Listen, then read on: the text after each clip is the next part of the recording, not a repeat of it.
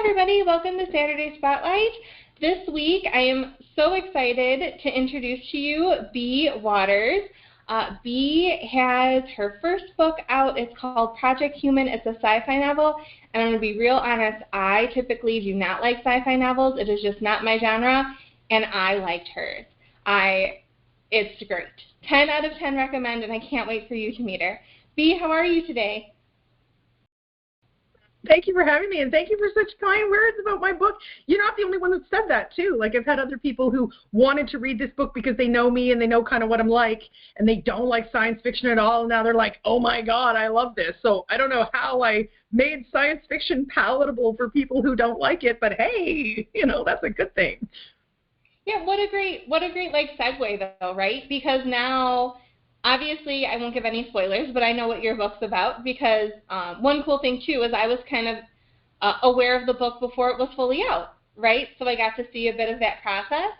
And now if there's another book that kind of sounds like your book, I might be willing to give it a try. Because I'm like, well, I know I like Project Human. Even if, like, I got to be honest, I'm pretty anti, like, Alien for whatever reason. That just, like, isn't a genre that clicks with me. But I really loved Project Human. I actually loved it so much, I gave it to a girlfriend, and I was like, you have to read this. It's so good. Wow. So, oh, my gosh. But, like, that's like, the golden goose egg thing of, like, authorship is, like, when somebody reads your book and then gives it to someone else and says you have to read it, like, that's winning. That's kind of awesome. Yeah, and it comes with a solid recommendation, because if I'm telling them to read a book outside of my genre that I'm like, no, it's so good, they're much more, like, open to the sci-fi realm. Like, they're totally going to get in it. So it's perfect. It works out. I don't really see that much difference, to be fair, between fantasy and science fiction. Like, fantasy, there's a lot of characters that aren't real characters, owls and orcs and dragons, and the same thing in science fiction, there's aliens, right? So to me, I tried to write it like I was writing a fantasy book more than a science fiction book, but instead of using, the same fictional characters that we've seen so many times in fantasy, I wanted to create my own. So the only way for me to create my own was, like, to go out into outer space and start painting all over the galaxy. And that's what we've done here. Which you did so successfully. For the viewers who may not be as familiar with your work as I am, because, right, that's kind of the point, to get some new audience and have other people hear about you that may not have before. You want to give, like, a brief synopsis of Project Human? Okay, sure. So it's the first book in a series. So the concept of the whole series is 13 alien species are fighting to control planet Earth because humans are their science project. And in this book, Project Human, the subtitle is First Contact. But, I mean, I don't have First Contact on the cover because it didn't fit. But Olivia Carpenter is this 14-year-old girl who's just trying to find her place in the world.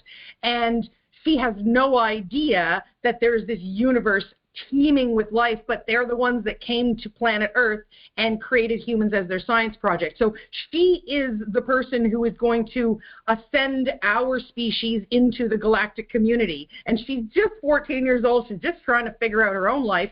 She's trying to find out where she fits in this world. And what she finds out is that she fits in the galaxy.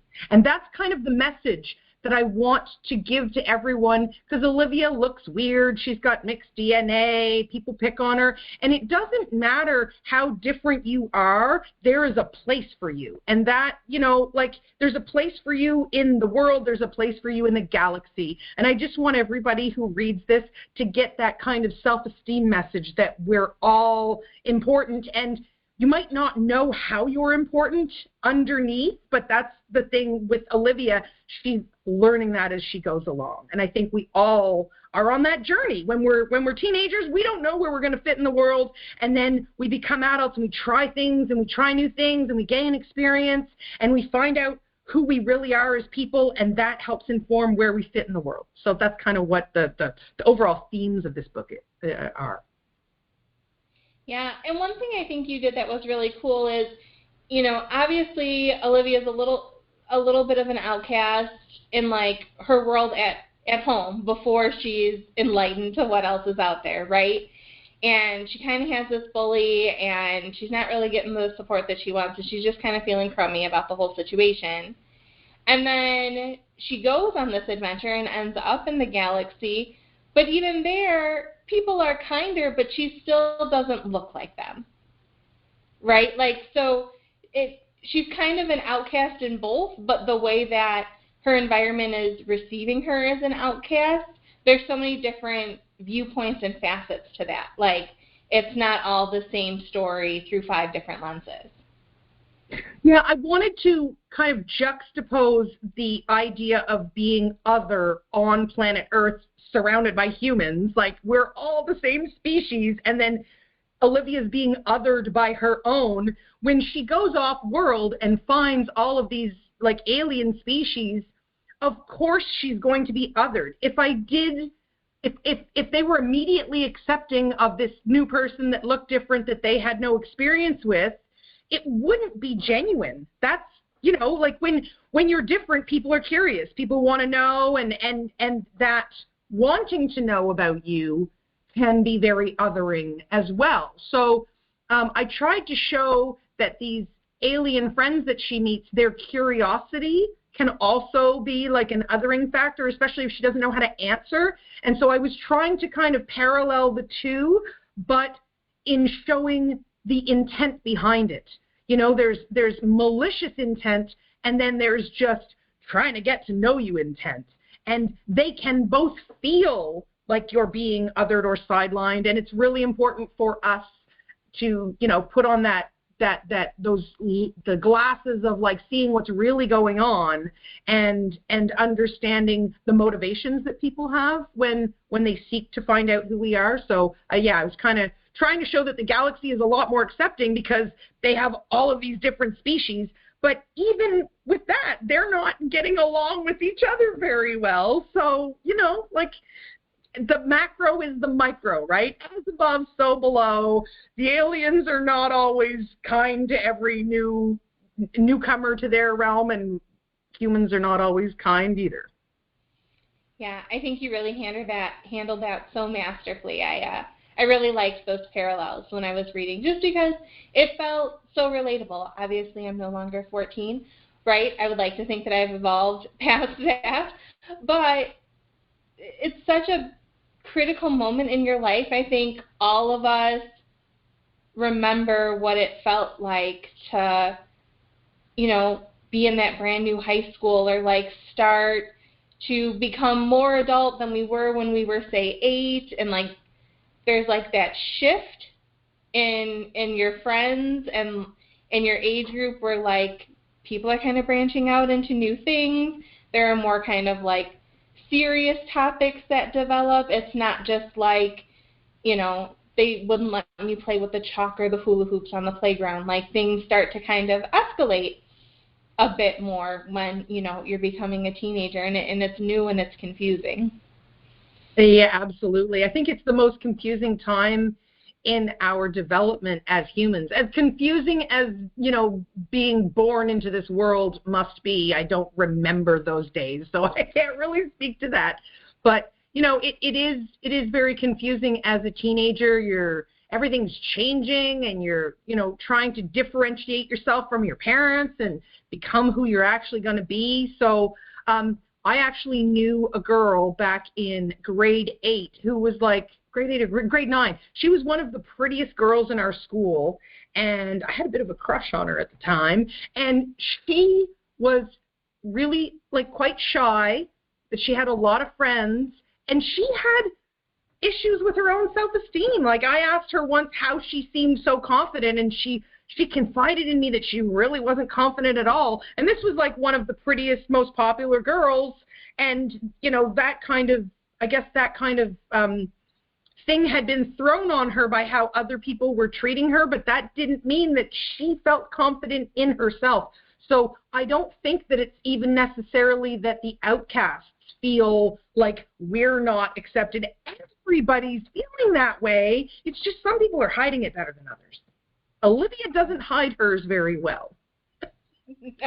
No, she doesn't. But that makes her endearing and charming in her own way. So how did you how did you form this idea, because if I remember, I believe it's in the foreword of the novel, and I hope I'm not speaking out of turn, you originally wanted it to be a TV series, right? And then it ended up as a book? Yes. So in 2013, I went to Banff, Alberta in Canada. They have a big media festival there every year. And it used to be, like now it's called the Media Festival because there's so many new types of media, but it used to be called the Banff TV and Film Festival. And I went there and I pitched a whole bunch of different television shows that I had been developing at the time. And this one was meant for adults. So I pitched this to the Vice President of Development at Fox Studios. His name was Matt Lowe's.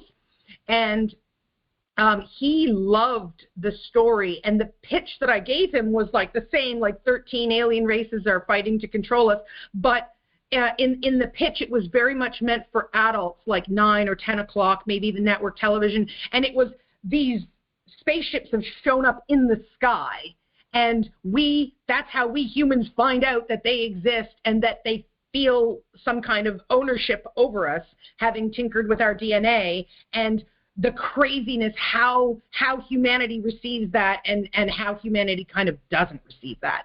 And so that was the pitch. And he loved these alien species that I had created. He loved, how everything was going to kind of come together. I gave a 10-minute pitch, and he loved it. And he said, I can't sign this because I'll have to put someone else in charge of it because you've never run a television series. You're very capable of writing, but you've never run a television series. So someone else will take all of these characters, but that you've already written for the Bible, but they're going to go a different route. And he said, because you came up with this, I want to see where you take it. So look at The Walking Dead, look at Game of Thrones. Go home, write this as a series of books, and once you have an audience behind you, people like me are going to be in a bidding war over this because this is really cool. And it was very disappointing at the time because I wanted to get that TV series on the air, even if it was just created by and somebody else was doing it, I would have been okay with that at the time. Now, probably not so much. But I took what he said away, and I thought, that is the nicest rejection I've ever gotten in my life. He didn't want me to stop working on this. He wanted me to go full steam. So I sat down and I started trying to write this as books, and it wasn't coming out right because the concept for the television series was meant for adults, and I did not want to write adult science fiction. I find it very dry. I'm not like meaning to crap on anybody's industry, but I just find adult science fiction very dry. And I read young adult. That's what I like. So I said, well, I'm going to make a new character. I'm going to make a whole bunch of new characters in that age group, and that's where we're going to go. And so the really interesting thing is that in book 3 or book 4, when the spaceships all do show up in our atmosphere, that thing that I originally planned as a television show is going to be the backdrop of what Olivia's doing. So, there's pieces of what I pitched in that TV show that are still absolutely there. They're just on the back burner for the right time. I love that. I think, I've said it, it's a bit of a broken record, but I love Project Human. I think that it's such a great story, even though it is outside of my realm. But to me, that only, validates my claims even more. But it's such a good story, and I'm so excited that it's a series because books have this bittersweet relationship with their readers, right? Sometimes you have a series when it could have just been one book, and then it loses its magic. But sometimes you have that one book, and it's so good, but you want so much more, right? And so you want to keep going and keep seeing, and what are they going to do, and what's this power, and okay, we've restored this thing, but now what does that mean? And there's just so many elements, and I'm so excited to keep reading, and I'm so grateful that we were able to meet paths, because like I said, we met before it was officially published, and so we had kind of had some talks and some commiserations over the being authors, because while it's wonderful and fulfilling, there are certainly some challenges of delays and slogging through things that can be a little bit hard on the heart, which was cool, though, because then it meant that I got to know you more, which, is fantastic. I love meeting people. But yeah, it's been really cool to see this whole thing, and I'm just so glad and grateful that you were able to be here today. What do you have coming up? Anything this summer? Any big plans? What are you doing? Well, right now I'm like working hard on the first draft of book 2, which is going to be called Atlantis Rising. So I'm going to give a little spoiler. One of the alien species are the Atlanteans, and they came here 11,000 years ago in a giant spaceship, and they were going to spread their culture to the people on planet Earth. But that was not the agreement among the rest of the aliens. And so the city of Atlantis is actually a giant spaceship, and it's trapped on planet Earth somewhere. And in book 2, Olivia has to rescue the city of Atlantis and all the people who live on it. So that book 2 is called Atlantis Rising. And I am 65,000 words into the first draft. So yesterday I wrote chapter 25. I sat down in the morning, started 25, and by the end of the day, 2,116 words. That was the first draft for chapter 25. So I find that when I'm like really cooking, my speed is about 2,000 words per day, but I do have lots of things that distract me. And, you know, you have to be like, I need to go in and update my website. I've done a couple of interviews. Coming soon, my website's going to be updated with a whole bunch of interviews that I've done, including this one. And in the summer, I'm going to be doing some book fairs. Those are just kind of local things in Moncton, St. John, Fredericton, selling books to people face to face. But, you know, like really the focus is getting book 2 done, because I've had such an amazing response from book 1. And I've had people read it and say, when am I getting book 2? Like get it done now. So, you know, when you have people that love the characters and love the story that much, you really have to think about the fans and make sure that you're delivering. So that's where I'm at, is I'm powering through the first draft of book 1, and I do want to, or book 2, I do want to put it out quickly, but I also want to make sure that it's absolutely perfect before I put it out there, because I don't want to like do a really good job on book 1 and then disappoint everybody with book 2. Like, you can't do that. But just to say, right now on Amazon, I have 5 stars out of 5. I think I have 6 reviews. So it's not a huge ton, but like everybody likes it. And on Goodreads, I have 10 reviews and I have 4.8 stars out of 5. So we're doing real good. We're cooking. So, you know, I got book 1 and I got it out of the gate, but now I'm going to have to, you know, put those skates on and finish up on book 2. And then when I have like a draft that's ready to go to someone else to work on, that's when I start working on the cover art. So I have an idea for what I want the cover art to be like. I'm not like married to it yet, but you know, everything's kind of all cooking at once. I'm so excited. I can't wait. And if people want to find out more about what you're up to or any of those things that you mentioned, where's the best place to stay up to date with things that you have going on? Okay, so my website is www.projecthumanbooks.com. So projecthumanbooks with a plural.com. That's my website. I built it myself and I control it myself, so I update it wherever I can when I'm not in the middle of writing a chapter. And you can also, on Facebook, I have a group that's called Project Human Books. Like the group is called Project Human, but in the Facebook, in the when you search for it, you would search Project Human Books. And my Instagram, I'm not really good at Instagram, so I tried to like do an Instagram that's all about books, but I read, but I don't like speed read like some people, so I can't even read as fast. My stepdaughter read like 25 books last year, and I'm like, how did you do that? But I guess I'm so focused on writing that maybe I'm not reading enough. But yeah, my Instagram is @MoshkinsGames, because I also like to make board games. That's just like a little hobby of mine.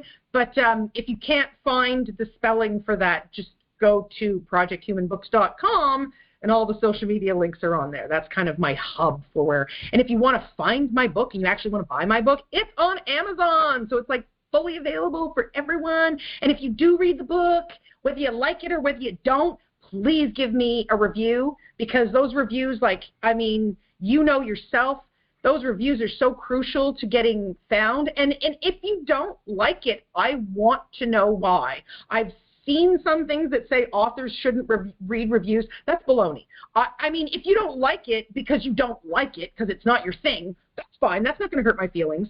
I've had someone say that there wasn't enough development of the bad guy, Dr. Retchin, in book 1, and there should have kind of been more of that. And I get that, but I was saving it for book 2.